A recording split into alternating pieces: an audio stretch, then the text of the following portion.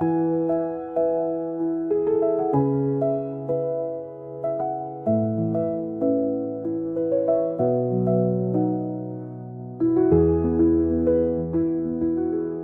ধারে অস্বাস্থ্যকর পরিবেশে জরাজীর্ণ বাড়িতে পড়াশোনা করত ছোটরা, খাবারও খেত সেখানেই।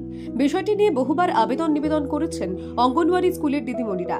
প্রশাসন ব্যবস্থা না নিলেও ছোট ছোট শিশুদের কথা ভেবে ছেলের উপার্জনের অর্থে নিজের জমিতে আইসিডিএস সেন্টার করে দিলেন নদিয়ার চাঁদুরিয়ার বাসিন্দা স্মৃতি বিশ্বাস।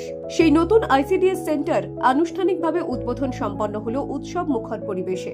আইসিডিএস সেন্টারের দিদিমণি সুধা মিত্র আনন্দ প্রকাশ করে বলেন, আমরা খুব খুশি, যিনি স্কুল করে দিয়েছেন তার কাছে আমরা কৃতজ্ঞ।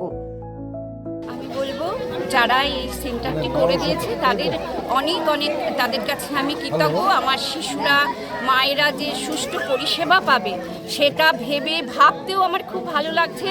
আমি খুব আত্মায় শান্তি পাচ্ছি। আর আমার শিশুরা, মায়েরা যাতে সুষ্ঠু পরিষেবা পায়, আর এত সুন্দর একটা ঘর করে দিয়েছে। আমাদের মাথায় ছাদ ছিল না, এবার আমরা একটা কুয়োর পাশে আমরা স্কুল করতাম, আপনারা ভিডিও একবার করে নিয়ে গেছিলেন। তা সেখানে দাঁড়িয়ে আমরা সবাই খুশি, এলাকাবাসী খুশি। আর আমি, আমার ছোট দিদিমণি, আমাদের সহকর্মীরা সবাই খুব খুশি। উদ্বোধনী অনুষ্ঠানে উপস্থিত ছিলেন জমি ও স্কুল দাতা স্মৃতি বিশ্বাস ও তার পরিবার। ভালো লাগছে, আমাদের লোকের আত্মা ওই বাচ্চাদের মধ্যে যেন সে চিরজীবী হয়ে থাকে। এই ছেলেরাই, আমার 3 ছেলে, ওই যে মেজ ছেলে আর বৌমা যাইছে, ছোট ছেলে বাড়ির বাইরে থাকে, বৌমাও বাইরে থাকে।